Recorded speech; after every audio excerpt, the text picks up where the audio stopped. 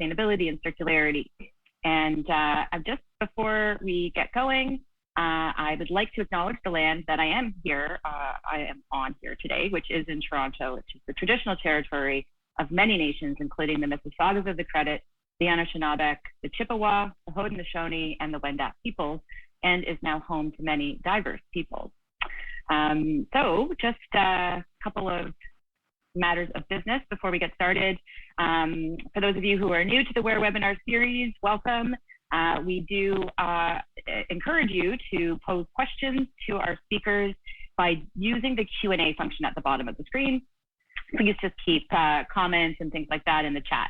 But the questions themselves should go into the Q&A.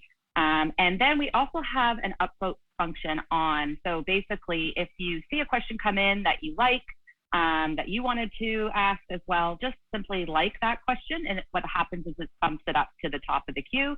And then it makes it easier for our moderator to see the questions that are of more of a priority. So the theme this month is material innovation and sustainability. And we have 4 incredible sessions that are lined up for you today. Before we get started, though, I do want to say thank you, a big thanks to our sponsors this month, Evoco, Lensing Fibers, and DuPont Sorona. Your support really means that we can continue to offer these webinars for free or by a small donation. And so many of you have made donations. Much appreciated. Thank you for that. Up first is a fireside chat between 2 innovative footwear experts who will share some insights into how technology is driving sustainability and specifically around plant-based materials. Jason Robinson is the CEO of Evoco, who create high-performing products that don't compromise on sustainability, and Chris Enlow, an independent consultant with a background in footwear. Welcome to you both. I'm going to step away now and let you guys take over. Thank you very much. I'm just going to share my screen quickly and do a couple of slides on Evoco as an introduction, and then Chris and I are going to jump into a little bit of chat around the sustainability. So Evoco is a renewable clean tech innovation company that focuses on plant-based materials, chemistries, and products. We use foundational green plant-based chemistry to make a variety of high-performance products really focused on the footwear industry today. Our mandate and our whole mantra really is around the idea that using plants will creates this natural renewability. So low carbon, the ability to divert waste, and then we go a little bit step further to kind of ensure that we can take out the toxic materials found in some of these materials used in footwear and fashion specifically, and then really focus on the performance element of it. We look at circularity probably slightly different than some of the other people do in the industry. We look at it from a more natural perspective. That is carbon that makes that is the foundation and the backbone of plants, and carbon is also absorbed by plants. Basically, grows and creates a product that can be transformed or derivatized into chemistry or materials. The idea of that is that it's low carbon footprint by not only the nature of the raw material, but it's also the processes on which you make these types of chemistries and products. The idea is that we try to make products around performance and enduring performance so the product lasts longer. And at the end of life, there's a minimal effect. In fact, a lot of our materials that we make are fully biodegradable and compostable. Our Fates Eco Foam, which is a product sold into the footwear industry as insoles, midsoles, and other types of products, is 72% minimum bio-based. It's 72 to 80% bio content or plant-based content, and it's third-party certified. The idea with this initial material is that we are a significant reduction in carbon footprint or carbon impact. So a minimum of 300% a reduction over standard kind of footwear-based materials, and we're always going farther. Our new innovations will be at least 10 times less than standard materials. So obviously innovation is a key aspect of what we do, and sustainability being our mandate is really trying to drive down the carbon used in processing and the raw materials making these types of foams up. We work with a variety of different brands throughout the industry and utilizing a variety of our technologies. And we're here today to talk with Chris, who's comes from the brand side, who's an industry expert, to talk really around the idea of plant-based technology. So Chris, why does plant-based technology matter? Oh, yeah. I mean, honestly, it matters on many levels. Maybe just a teeny tiny bit of an introduction. I spent a good chunk of my time at Keen Footwear, which is one of your clients, or one of the brand partners you work with. And I had the very unique opportunity to truly dig way deep into the supply chain, working with folks at the chemical supplier level, raw materials, looking into tier 2, 3, and 4 suppliers, really truly understand how things are made, to better understand how you could bring in alternatives and look at solutions that are practical and realistic. So while I am a tree hugger at heart, sustainability is the core of who I am. I'm practical, and there are realities around how things are made. I mean, your question really, like, why does plant-based matter in our industry? And I think one of the things that you and I talked about principally was this idea of what you just alluded to, this idea of reducing in carbon, like decarbonization. And from my perspective, here's a simple visual aid for you. I'm going to sneak one in here. People probably understand what this is, but the black part there, 25% of the footprint of your shoes on your feet, if you're wearing them right now, if you're in an office, maybe at home, admittedly, I don't have shoes on, that comes out of raw materials. So Jason's talking about the PU 300% reduction in your carbon footprint, getting away from petroleum-based products. You can really begin to tackle and get at reducing the overall footprint of your products by looking at alternatives to traditional polyurethane. You go into a plant-based, and that's what really excites me about this big battle we're up against globally in terms of looking at how we can reduce our carbon footprint. And that's kind of my take on that strictly from a footwear perspective, obviously. Yeah, and I think there's different metrics out there. I mean, I use a common metric that fashion and footwear make up 10% of global emissions, of which 40% of those emissions are attributed just to the materials, right? Yep. And I think it's kind of probably the most underestimated emitter of carbon throughout multiple industries. I mean, fashion and footwear are huge emitters, not just because of the carbon, but because of the waste. And we can talk about that in a second. But really, that carbon footprint has to be reduced in order for us to be sustainably in business in the future, right? And so by using plants, I think that carbon reduction is kind of iterative, right? There's always a start, like, well, let's reduce it by half. Let's reduce it by 75%. Let's make it 10 times better. These are the kind of things that, like, the innovation side of plant-based technology really have to kind of understand that it's an incremental challenge, right? We have to do stuff now to reduce our carbon, and things will get even better through innovation and investment in that innovation, right? And the best way for brands to invest is to buy the product, right? To get it moving into their systems, right? So I think, carbon reduction is kind of the primary aspect of plant-based technology. And the way we do it is we take plants and we derive it into chemistry, or we use these plants directly in our materials. They can add performance. They can do all these interesting things, but the reality of it is fundamentally a carbon reduction technology. So just a teeny addition here, and this wasn't scripted. I think around this idea of decarbonization, you mentioned the word chemistry.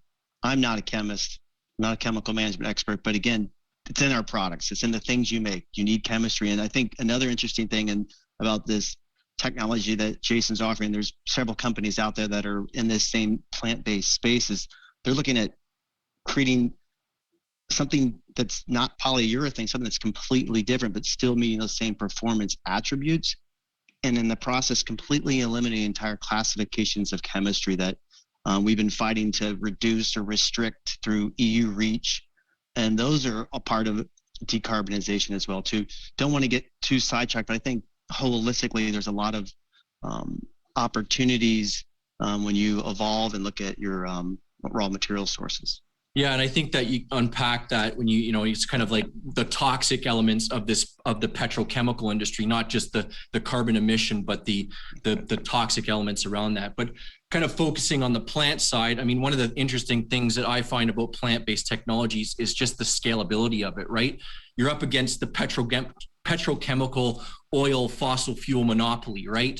And the idea there around scalability is that, well, plants are not only regional, but plants are quite vast, and they can allow us to scale to the needs. I mean, we talk about 25 billion pairs of shoes made every year. You know, the amount of material required for that is significant, right? We're talking billions and billions of tons of material, right? And so how do you do that? How do you offset a majority of your petrochemical, not only, you know, in the short term, but in the long term? And I think plants is kind of where we, you know, especially Evoco's position is to kind of look at how we can not only work on the niche or scale that we're working on today, but how do we mass scale this? How does this become ubiquitous throughout the industry? So scalability has been a big part of how we've been introducing our technology and looking for future innovations on it. Yeah. Hey, Jason, maybe you could touch on a little bit. We talked about it. We talked about it before, but you mentioned this idea around planet diversity, and this. You're talking about plant-based, and there's planets. I believe there's plants all over the earth. I hope there are, and I hope there are more. Maybe not in Antarctica. How does that? Yeah, it's just true. There's a few places I should be. Yeah, especially north of you guys up in Canada. Gets a little sparse, but you know, this idea around scalability. You know, maybe like lean into that a little bit to kind of explain to the audience here. Like, what does that mean in like practical terms, in terms of raw feedstocks, I guess, if you will. Well, you know, when 5 years ago when I was thinking about this, and it was kind of like, well, you know. And I'm an engineer, I'm a chemical engineer, chemist, right? And so, you know, I've been working with, you know, petrochemicals my whole life. In fact, we wear it, we sit on it, and that scale, that abundance of material kind of set me back, is how do you look at scalability? And I think the problem with petrochemicals and fossil fuels and oil is that it's always it's a regional thing, right? It's the Mideast, it's the US, it's Canada. You know, there's a few and far between that are fortunate enough to have this resource and obviously exploited it. So, you know, when I looked at this and tried to, you know, visualize this task, you know, the only thing that can really scale this technology was plants. But the way I looked at it was plants are grown all over the world.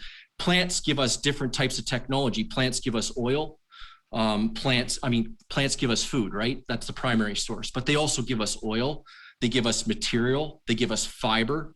They give us regional plays. So, you know, you can be in Africa and actually make your own feedstock instead of importing oil or exporting it and then re-importing your gas, which tends to happen, right? And so, you know, everybody can grow their own feedstock, make their own materials from a regional perspective, and have this kind of less of this issue, not only with supply chain carbon emissions and stuff like that, but also be kind of, you know, empowered by owning your own technologies and stuff like that. So I think that was a vision, like, you know, the future vision of where I thought plants could take us. And that relates to scale, diversity of the plant itself, and then the regional diversity of it, where it can grow and where it can be used. I mean, and I guess for me, like kind of a third point that we wanted to kind of hone in on, other than carbon and scalability, is actually you're kind of getting this idea of natural circularity, of this kind of this regional focus. And another thing that is really interesting for me from a plant-based perspective, and again, I'm not the expert on circular economy thinking. Many of you have probably seen Ellen MacArthur Foundation have this butterfly thing. You have kind of like the finite petroleum-based system on one side of the equation, and then you have like the biological space. And what plant-based technology is, it allows you to begin to work in a circular regenerative way, even down to, you know, you're in Guangzhou, China, you can work with plant-based materials there, and then work with smart chemists and scientists and companies like Evoco to actually help bring those technologies forward, which is an alternative to PU. You know, I think that's just a really interesting higher level kind of way of wrapping your head around this from a kind of a corporate responsibility type of person within brands and companies that are wanting to lean into this new technologies, because there are realities around early adoption, and sometimes costs can be different. I mean, that's just the reality of scaling new businesses and new business models. But it really helps, in my view, to help decouple. It's great to do recycle, refurbish, the leasing programs, all that stuff that's going out in these systems kind of stuck in the carbon side of the equation. This is a completely different thing where, like, you make a product, it goes back into the earth, you make a product again. I mean, that's ultimately where this could potentially go. It's the same thing as, you know, you have vegetables in your garden, you have a little bit of a compost, and then all of a sudden it goes back into your garden and you grow planting. I mean, it's essentially the spirit of this. And I know you have some thoughts on this, Jason. Well, it kind of goes back to that slide that I was kind of bumbling around, because it's kind of it's a unique concept, right? Because, you know, a plant is made out of carbon, but it also absorbs carbon in its lifetime, right? It's a carbon sink, and people have to understand that. I mean, oil, when it's drilled out of the ground, it's drilled out once and emits carbon from day one, right? CO2 absorbs, plants absorb CO2. So that's the kind of main differential there. And that creates that initial part of the circularity. You know, where we try to kind of encapsulate that more is that, you know, we're moving away from the single use mantra, right? Or the hyper consumerism mantra, where you kind of, well, I want to buy a pair of shoes and it kind of, or a pair of flip flops, and you know what, it kind of feels crappy after a couple of months. I'm just going to chuck it out, and it kind of broke and stuff like that. So we kind of tailored the chemistry and started right from the beginning to kind of say, you know, we have to make this perform as good or even better than our petrochemical status quo equivalent, right? And we took that to say, we want to look at enduring performance. So if we make an insole, we want to make that insole more comfortable for longer. And, you know, it is a premium product, but the idea around that is that, you know, we need to maybe pay a little bit more so that things feel better for longer or perform better for longer, rather than this idea that we can just buy another pair of shoes in 3 months when this doesn't feel good, or when it wrecks, right? And I think that adds to, when you add to the longevity of a product, that reduces the carbon because you're purchasing less, right? And so, you know, buy better so it lasts longer actually reduces your carbon footprint. And then when we, you know, like I said, 5-6 years ago, when this is kind of being put together on my kitchen table, we were kind of I was looking at this as like, wouldn't this be great if it just chucked a shoe into my green box, or in Toronto, we have brown bags here. We put our compost in, and they come pick it up, and you can go back and buy your soil in a year from now, right? So the idea there is that, you know, this stuff needs to be compostable, biodegradable at the end of it. And you're definitely not going to get that with the idea of a petrochemical source. And if you do, right, it obviously creates microplastics, and further off, it actually could be leaching toxic materials into the soil, into the waterways and stuff like that, which is not what we're about, right? So to make it biodegradable, we got to take out a lot of the stuff. We don't use tin-based catalysts. We don't use solvents. And that makes our foam not only more challenging to produce or to make and to perform, but there's a lot of innovation in behind that, but it does allow it to be more degradable at its end of life. And when it does degrade and biodegrade, it has minimal impact to the soil or waterway systems that we have, which means it's not leaching heavy metals or other stuff that are, you know, wrecking the ecosystems, right? And so we have to think about the circularity of everything relevant to, I think, a few main points. One, low carbon, better performance, and ultimately, when it does biodegrade, it has to have minimal, or it is thrown away, it has to have minimal impact on the planet or on our ecosystem.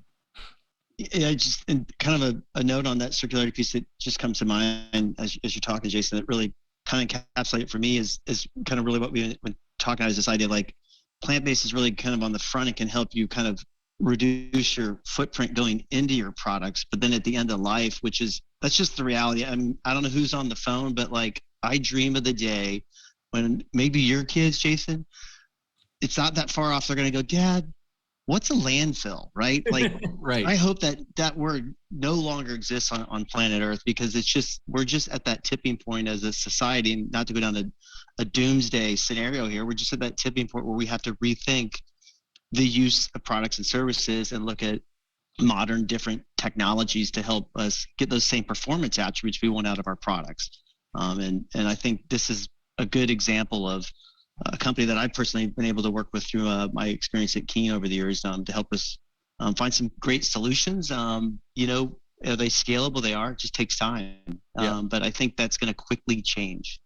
Jason, we probably want to leave up some time for some Q&A. Questions. Yeah, there's a couple questions. So one question from Natalia Kerr: what type of plants do you use? Well, we use a variety of different plants. Again, I talked about that regional element to our technology. So a lot of our chemistry is derived and made in Canada and the US. So we source what's abundant over here and scalable over here. That is industrial corn primarily. But we use other feedstocks like food waste products, food waste oils. So and everything we do is non-food. So we're not using soy oil as a part of our material, but we do use industrial corn or industrial corn waste products or derivative products. And we do use other things like castor oil and forestry residues, which is a big thing for us in the future, because there's a lot of residue coming from the forestry industry, and it's wasted right now, and it's not being effectively used.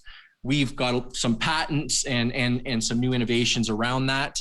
And I think these can really also not only help reduce waste and make things more circular, but really fundamentally help reduce carbon emissions in the environment. So that was one question. I got a few here. There were some questions about sources. I think there was a comment put up about the sources, where we got our sources from. But I think one of the sources I reference is this was an article out of The Guardian relevant to. And for me, it was. Yeah, and Chris had another reference. Assessment. Qantas International, if you just Google footwear life cycle analysis or apparel life cycle analysis, they have a study from 2016 that's pretty impactful. It's pretty easy to find, and that's kind of what I was referencing on that very rudimentary pie chart in terms of raw materials. Oh, because there's a question from Megan regarding decarbonization and reduced chemical use is amazing, but how do we consider and talk about the trade-offs of increased water use and land use change? I think these are kind of some of the misnomers that maybe pop up in this discussion. Because in terms of moving to a plant-based economy, we're going to have to find better means of agriculture, and I don't want to kind of unwrap that whole discussion point. But when we do a life cycle analysis, and I did point that up in one of our my slides. Land use and water usage is all incorporated as a part of that carbon. So it's still fundamentally less than petrochemicals or fossil fuels. So you need to look at the background number, which is reduction of carbon in a life cycle analysis includes a lot of this background information on what we need to use for water and irrigation systems. But as we look at different feedstocks and different regional elements of where a feedstock comes from, I mean, industrial corn in North America uses less water, less fertilizer than it ever has. And that's an economical push because people want to reduce their costs relative to these growth aspects. But I would say that, we have to consider the decarbonization as a primary goal. And then as we move through innovation and bringing some of these technologies in the mainstream, then we can start looking at other innovations that are even further carbon reducing that can be, different elements of regeneration and stuff like that. So it's still a really good point to bring up, Megan. Thanks for asking that question, because Jason has a really good grasp on it. Not all the technologies are apples for apples comparison, so to speak, on water use and land use. So the palm palm oil industry is a prime example, but it's quickly evolving. But again, those are things I think about. Obviously, Jason does too. So that's a good question for everyone on this Zoom to not forget. I think there's an interesting one here that says, what are some of the challenges that to bring these technologies to scale? I think Chris can answer that one, because that's kind of being on the brand side. Yeah. There's lots of great opportunity, but how do you introduce them and how do you make them work within your product? Yeah, I will use a very simple example. It's with one of your other technology. It wasn't what you were highlighting today, but it was more your natural odor control. Again, it's still looking at natural based products to put in your line. And, yes. And then for my framework, what I always think of is this a simple triangle: safe, effective, and affordable. Kind of like I'm the safe guy, human health and the environment. It's got to be effective. It still has to perform. And then obviously affordability is a challenge. And I think if you think very broadly, so traditional footwear odor management is pesticide, biocide based. Doesn't sound like something you want your footwear. And then there are obviously restrictions and regulations related to that. So if you step back a little bit and think about the cost benefit, the labeling requirements, the certifications, the this, that, and the other, to verify that you're in compliance with these biocide regulations in Europe or the pesticides regulations, why not just use something that's a natural-based product certified, and you don't even have to deal with those regulations? So yeah, the cost per unit did cost us a little bit more at the start, but we also alleviated major concerns and headaches as a small footwear brand at that time we wanted to do this. We wanted to be in these different markets, and we wanted to send the same products all over the world at the same standard. And we knew we could send them out the door anywhere, and they met the European Union standard, and we didn't even have to deal with this regulation. We were even challenged on that in a country in Europe, and it came to a good ending, and it was a really interesting experience that I had a few years back. But it's just thinking more about total accounting costs, or the associated chemistries that you no longer have to deal with from a risk management or a non-compliance or a product recall perspectives. And those help justify, I've found in the back end, these incremental pennies per pair cost. I mean, we're talking about pennies at the end of the day, people. Yeah, lives are pennies. And so, and to top that off is, one of the solutions we found to kind of make this happen and expedite the pickup of our technologies in footwear was that, every time there's a new product line being released or a new, product line category, and maybe sustainability is at the forefront of this or other aspects of this, what we're seeing is that, a lot of our products are being actually used in new products, right? New products being launched. We're not kind of, because there's a price differential and there's a premium price to pay on this. We're talking pennies again, like 30% premium, but we're not taking out the incumbents, but we're always being spec'd on new products. And I think that's one of the things that we thought that was interesting, that if you're a brand out there and you're looking at a new product line release or something like that, this might be an opportunity to introduce sustainability from a holistic view. So I think that's one thing we can kind of talk to the brands. One last question here. Jason, just real quick, just to reiterate your point, like going back to that pie chart, I said, if companies are on the hook to reduce your carbon footprint, and we have to do it, right? And we're going to get fees and fines and taxes. It's coming. I mean, we can hem and haw and fight all we want, but it's coming forward. But these are ways to reach these aggressive 25%, 35%, 45%, 50% reductions in your emissions as a company over the next 10 to 20 years. I mean, this is a way to bring something in your portfolio to manage your climate risk. I mean, that bottom line, that's what it is. And obviously different companies have different ways, the 300% reduction in your polyurethane midsole, that's a pretty impressive start. Sorry, okay, Jason. It's okay. No, I think we're going over. It's okay. Wait, we have one more question. If I remember seeing it well on the slide shown before, the materials were less than 100% plant-based. What kind of other materials are they when they're mixed, and can you still call the product circular? Well, this is again about scalability and offering a product, but offering a product that can be introduced today, right? So Evoco has technology and patents around making 100% plant-based product but the cost is too high. So we have to continue to innovate to bring the costs down in order to be introduced. We believe this will be introduced in the near future, but the challenge is we have to find ways to integrate a supply chain, which is largely based in Asia or in global. And we also have to figure out ways to be more cost competitive. So sometimes we introduce chemistry when we're 80% plant-based. Yes, there's 20% that is non-plant-based in that chemistry. And we often get that. I think there's a couple of questions on that. And I think we often get asked this question, what's the other stuff? Well, the other stuff is included in that.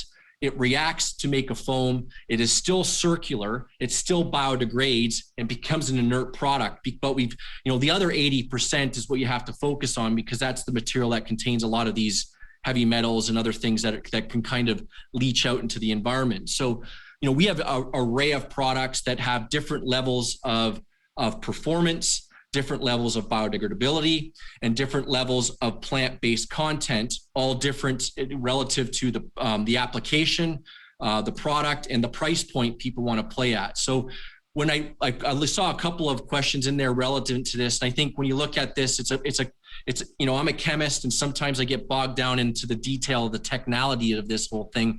But I think, Chris, you maybe end off with a comment just talking about, 80% is actually really high in the industry, and it's really good to have, and that it's probably something to kind of look at as an incremental start to before we get to 100%, and how we continue to build upon that success.